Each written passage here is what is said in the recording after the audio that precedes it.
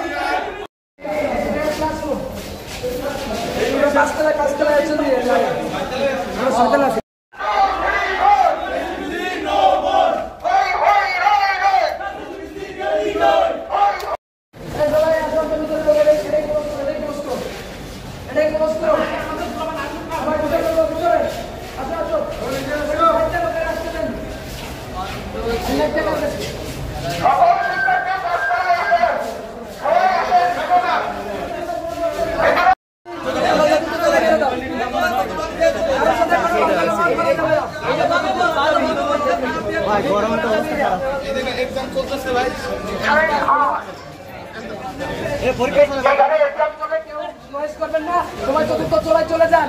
আর যে কর্মকর্তা কর্মচারী আছে তাদেরকে আমরা নিয়ে বেরোচ্ছি। সবাই চতুর্থ তলায় চলে যান।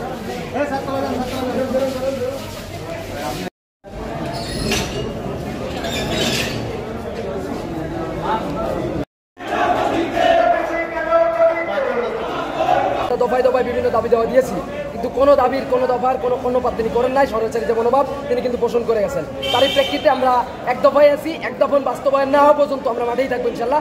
এটা আমাদের উপাচার্যের পতন এবং উপাচার্যের অপসারণ আমরা অবিলম্বে চাই। এটা আমরা শিক্ষা মন্ত্রণালয় সহ ইউজিসির সহ কর্তৃপক্ষের আমরা দৃষ্টি আকর্ষণ করেছি যে আমরা এটা শান্তিপূর্ণভাবে চাই। আমরা কোনো রকম কঠোর পদক্ষেপের দিকে যেতে চাই না।